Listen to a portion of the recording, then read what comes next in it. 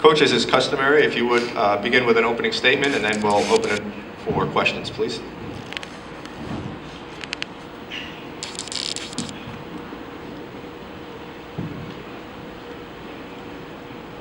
Tip of the hat to Niagara. I thought they played really well. Thought they played much better than the first two games we played against them. Thought offensively, the first half, we had a chance to come into halftime maybe with a 6, 8, 10-point lead. Missed like a couple layups and 4, 5, 6 shots, I thought, near the rim that I think we normally make. And we had like 2 or 3 of I think we had 8 turnovers at halftime. 2 or 3 of those would seem to me, there's not a good turnover, but 2 or 3 of those seem like just really rough turnovers that cost us the possession. We've been preaching defense, trying to get defense back, trying to get, any level of consistency or toughness defensively back in the last 2 or 3 weeks, and then to hold them to 34%, hold Dukes to 1 for 10. And, it just felt like being down 2 at halftime, like we had wasted a great defensive effort in the first half. But the second half, just, obviously we didn't play enough defense in the second half. They did a good job in transition. They've been one of the better transition teams in the MAC all year. Dukes really is an engine. He pushes it with the dribble, and he's also looking up. And their wings run well too as well. Their bigs ran well, and us. I think again one of the things that 2 things that caught us in the last month was a shortened rotation and taxing too few guys with too many minutes. Might have caught us again tonight. These guys up here were 35, and 37, and 33, and Danny was 22, but with the foul trouble. So, not having Donovan, not having Reggie this weekend, obviously shortened. There was a preseason. Donovan had emerged as our 4th best player, and Reggie preseason at certain points of the season was like our sort of 5th guy.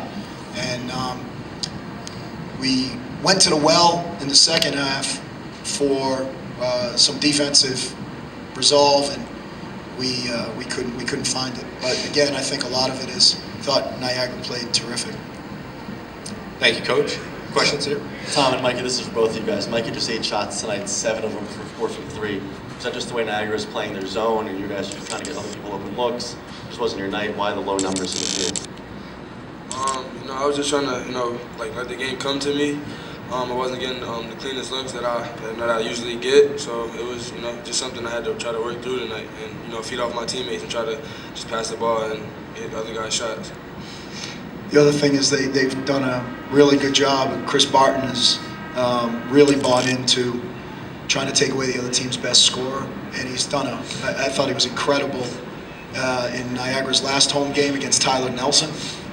Within their man-to-man, he's like face guarding the other team's best scorer, off the ball, on the ball, working hard to deny, and they started out with him on Mikey. He's an excellent defender. He's 3 years older and 30 pounds heavier and working his butt off. So it was that had a lot to do with it too. Tom, there was a time you guys were down 3. Niagara, you guys got them down. Only a few seconds left in the shot clock. They chucked up a shot, got that one offensive rebound, got a 3. You guys missed a 3, and then they made a layup. You called the timeout. What was the conversation like in the timeout? A lot of our.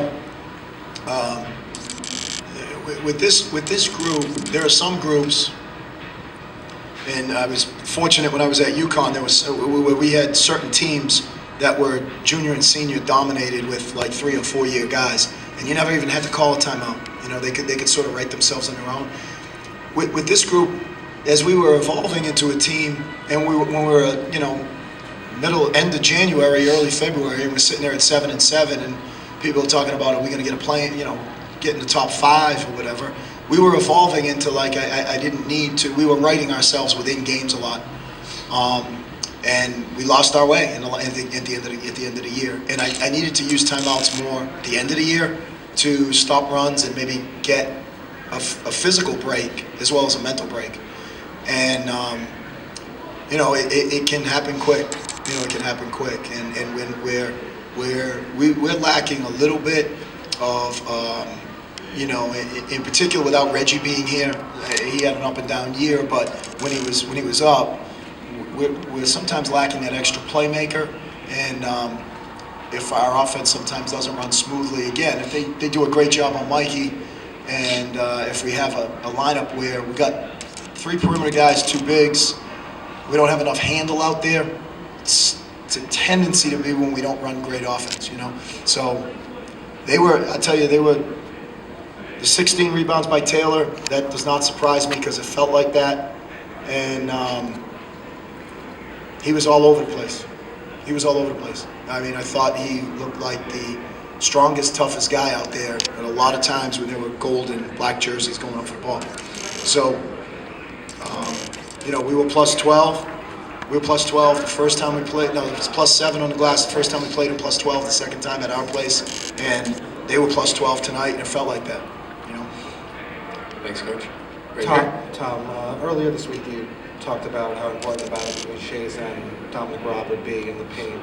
He picked up his second foul about 6 minutes into the first half, but Shays only picked up 3 more points in that half after he went to the bench. Do you think there's a bit of a missed opportunity and shoot it down to him? Yeah, I think so, Vinny. Yep. I mean, that's something that I think falls on me. Yeah, definitely falls on me.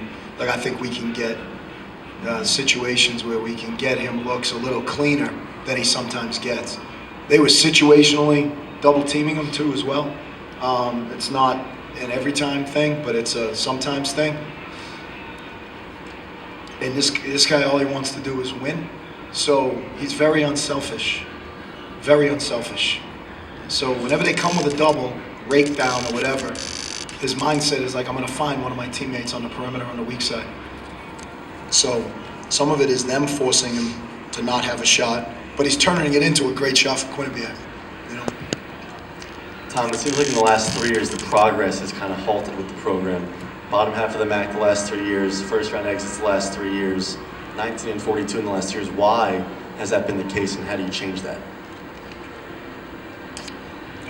How we change it, 3 of the guys sitting up here, I think, will be huge factors in how we change it.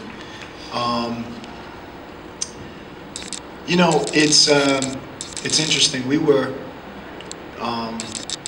again, this team, I've been trying to, in my mind, sort of frame this team, Dylan, a little bit as we've gone through this, as we've gotten towards the end.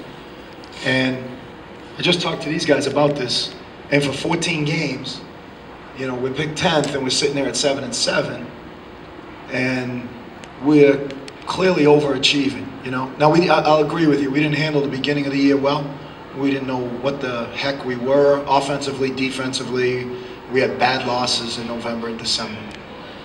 But once we found ourselves, and we're 3/4 of the way, roughly, 70% of the way through the MAC season, and we're a 10th place preseason pick, and we're 7-7, like, this group's doing it. We're doing it. And you guys, you and Maury and Chris and whoever else here from Quinnipiac has covered us closer than anybody. So you guys know, I've talked a lot about this. This is a pivotal year for the program, because we are in the middle of a reboot, and I wanted it to be a 1-year reboot. And as I look at the group, I think it is a 1-year reboot, but our record won't reflect that it was a 1-year reboot. Our record's our record, So,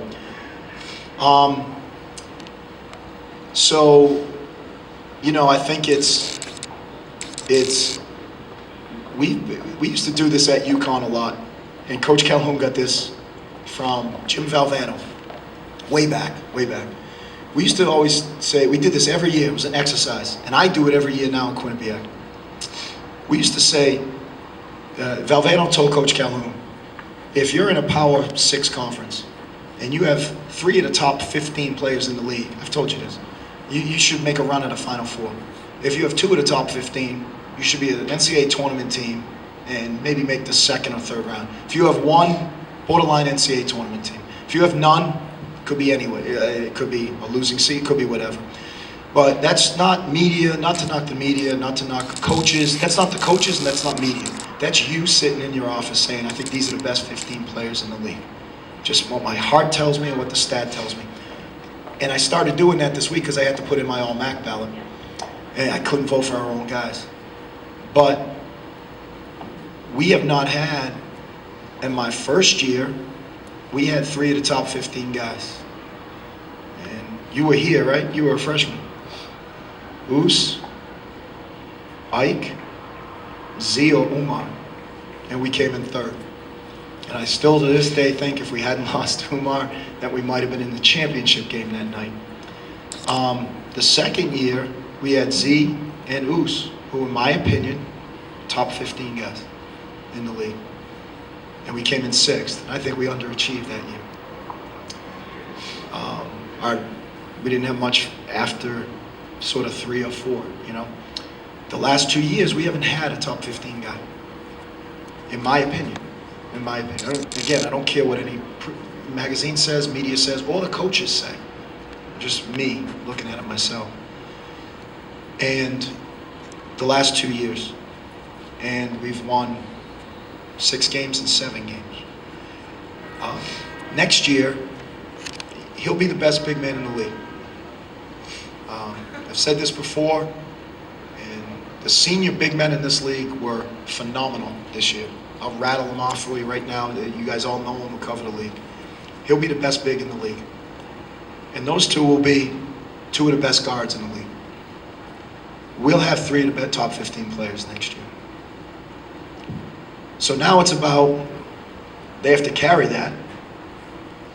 There's a lot of responsibility that comes with being a top 15 player. There'll be more pressure on Shays, because he's a senior, to do this. But the 2 sophomores have a lot to learn, continue to grow, but they're going to be 2 of the top 15 players in this league. Now it's about 4, 5, 6, 7, 8, 9, 10. It's about the Abdullah Bandus, and it's about the Andrew Robinsons, and it's about the Phil Winstons, and it's about the Jaquan Jones, and it's about all those guys continuing to get better. We've signed 2 good recruits, and I think we'll sign a couple more. And I believe in my heart, we'll be a top 3, top 4 program for the next 3 years. One more?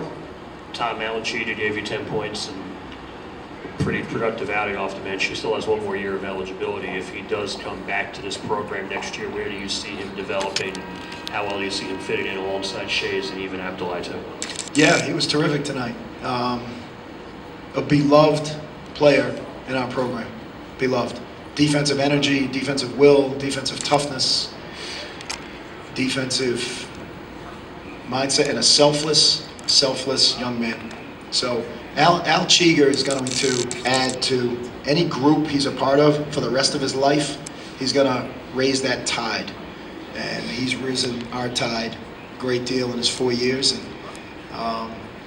that's still probably something that he and I need to talk about. Thank you very much, gentlemen. If you have additional questions for these gentlemen, please see Jeremy. We'll have you walk down the hall. We'll bring in the folks from Thank you. Niagara.